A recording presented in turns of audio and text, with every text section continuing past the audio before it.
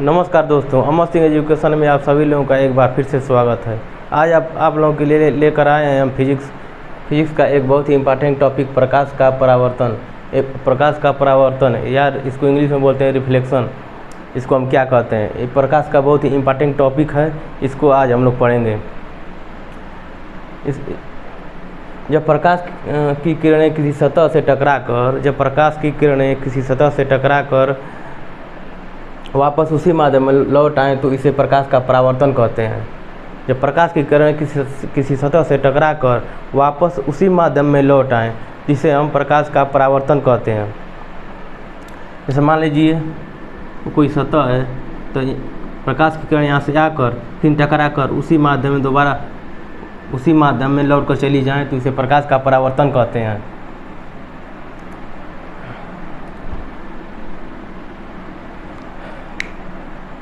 इसमें अगला हमारा टॉपिक है आपतित किरण। आपतित किरण क्या होती है, आइए हम लोग देखते हैं। डायग्राम के माध्यम से हम लोग समझते हैं आपतित किरण क्या होती है। किसी सतह पर आपतित किरण किसी सतह पर पड़ने वाली किरण को आपतित किरण कहते हैं। ये हमारा सतह है, तो किसी सतह पर पड़ने वाली किरण को आपतित किरण कहते हैं। किसी सतह पर पड़ने वाली किरण को आपतित किरण कहते हैं।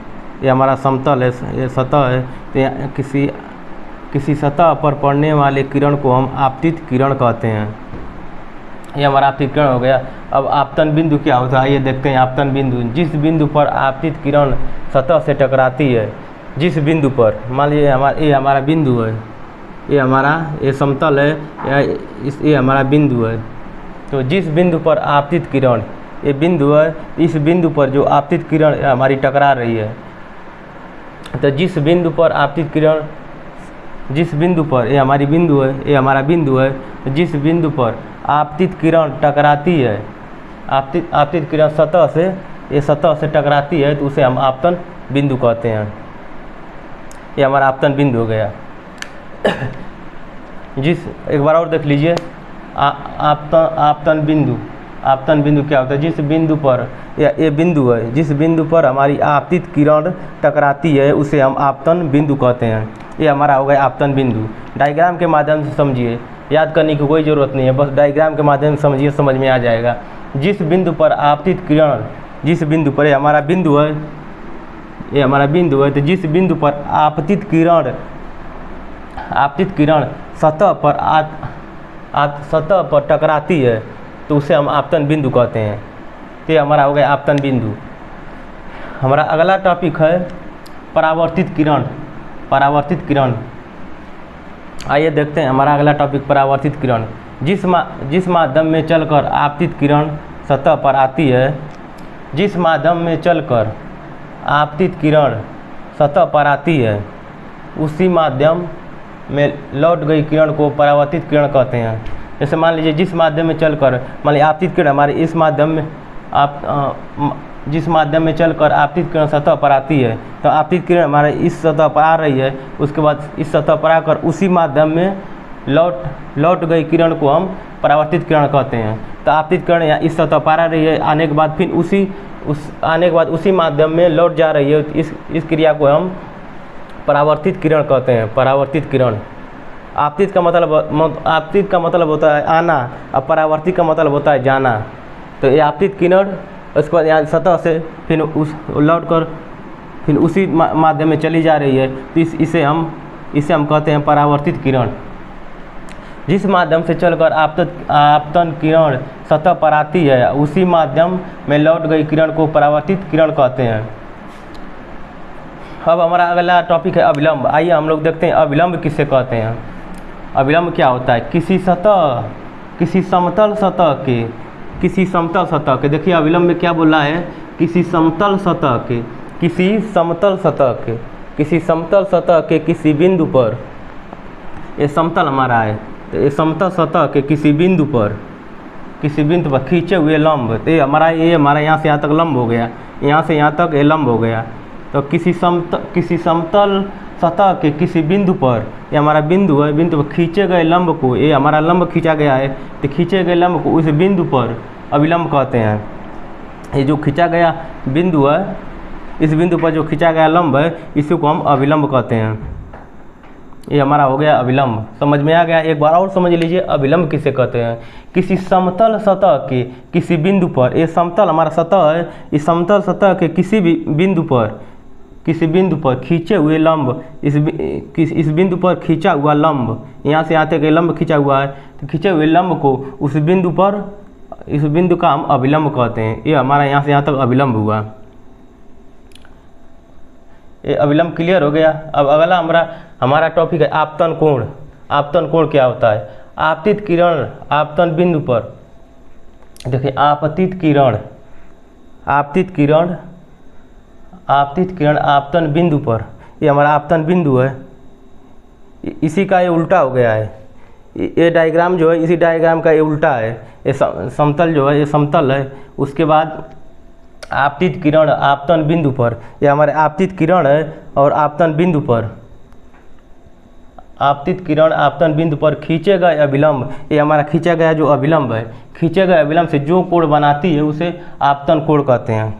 ये अभिलंब पर जो कोण बनता है, अभिलंब पर जो हमारा ये कोण बनता है उसी को हम आपतन कोण कहते हैं।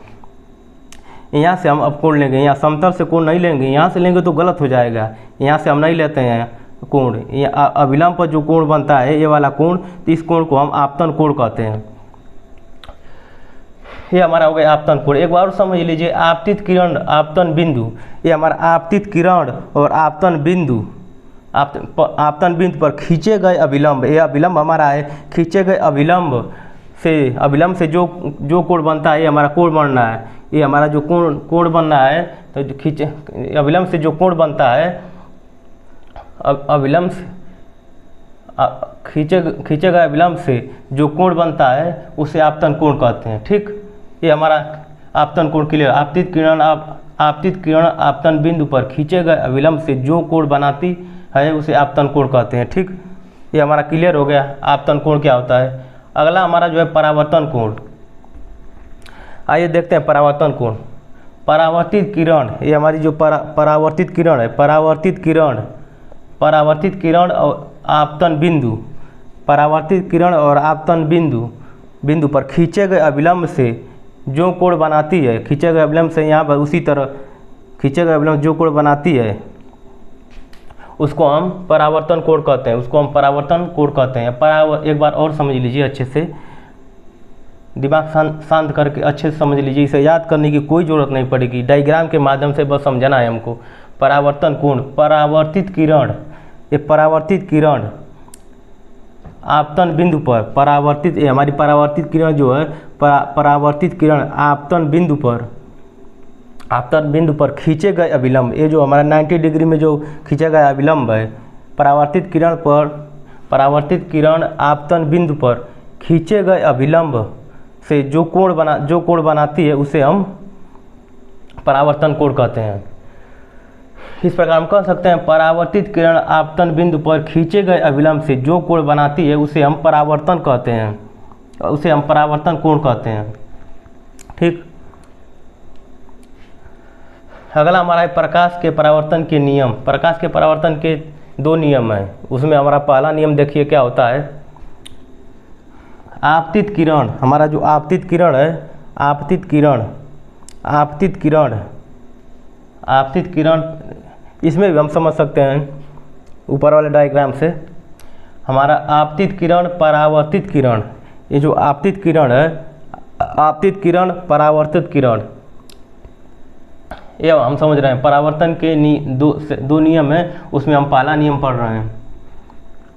पहला नियम, आपतित किरण, हमारी जो आपतित किरण, यहाँ से आते आपतित किरण परावर्तित किरण, आपतित किरण तथा परावर्तित किरण तथा आपतन बिंदु, ये आपतन बिंदु, आपतन बिंदु पर खींचा गया अभिलंब, आपतन बिंदु पर खींचा गया अभिलंब, तीनों एक ही समतल में होते हैं। तीनों एक ही समतल में होते हैं। खींचा गया अभिलंब जो है ये तीनों एक ही समतल पर होते हैं। तो ये क्लियर हो गया ये डायग्राम के माध्यम से। देख लीजिए आप तीनों एक ही समतल में होते हैं, ये तो रियल है। डायग्राम के माध्यम से आपतित किरण, देखिए हमारे आपतित किरण परावर्तित किरण तथा आपतन बिंदु तथा आपतन बिंदु पर खींचा गया विलंब, ये जो विलंब है तीनों एक ही तल में होते हैं। हमारा आपतन बिंदु, परावर्तित किरण तथा आपतन बिंदु ये तीनों एक ही तल में हैं।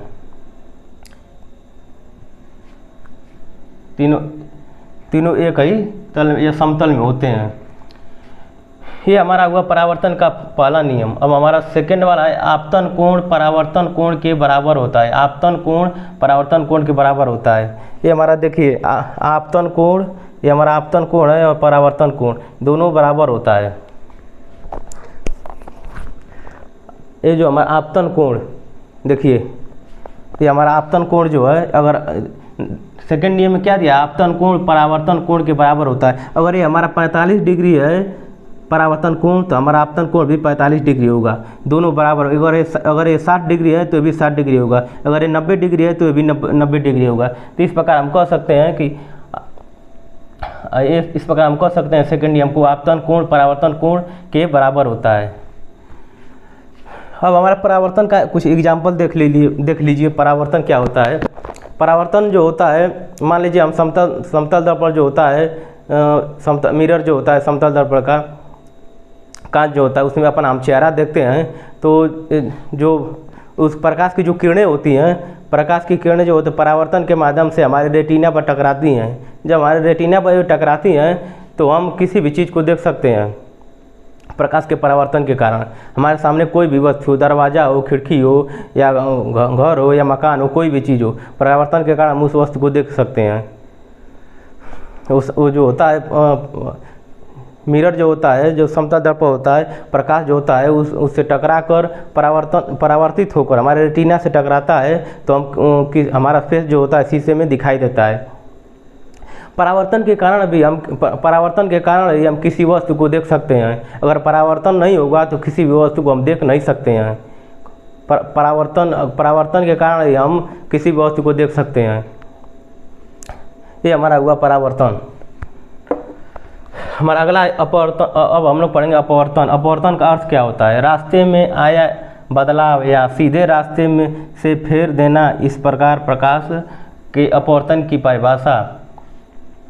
अपवर्तन का अर्थ होता है रास्ते में आया बदलाव या सीधे रास्ते से फेर देना। इस प्रकार प्रकाश के अपवर्तन की परिभाषा दी जा सकती है। इस प्रकार प्रकाश की परिवर्तन की परिभाषा हम दे सकते हैं कि जब प्रकाश की कोई किरण किसी विरल माध्यम से किसी सघन माध्यम में जाती है तो अपने मार्ग से विचलित हो जाती है। इसे हम प्रकाश का अपवर्तन कहते हैं। जब प्रकाश की कोई किरण किसी विरल माध्यम से किसी सघन माध्यम में जाती है तो अपने मार्ग से विचलित हो जाती है, तो इसे ये प्रकाश का अपवर्तन कहते हैं। जैसे एग्जाम्पल के लिए मान लीजिए, जैसे इसका एग्जाम्पल प्रकाश का अपवर्तन, जैसे एग्जाम्पल के लिए मान लीजिए विरल और सघन। सबसे पहले आपको ये समझना होगा कि विरल क्या होता है और सघन क्या होता है। विरल जो होता है हमारा वायुमंडल जो होता है विरल होता है, और सघन के लिए सघन जो होता है सघन जो होता है जैसे जल ये सघन है, सघन होता है। और विरल जो होता है वायुमंडल हमारा विरल है, और सघन माध्यम जो है हमारा जल है, ये सघन है।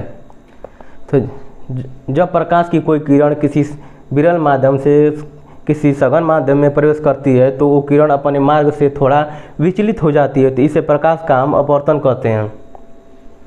जैसे मान लीजिए एग्जाम्पल के लिए एक गिलास है, इस गिलास में आधा पानी भरा हुआ है।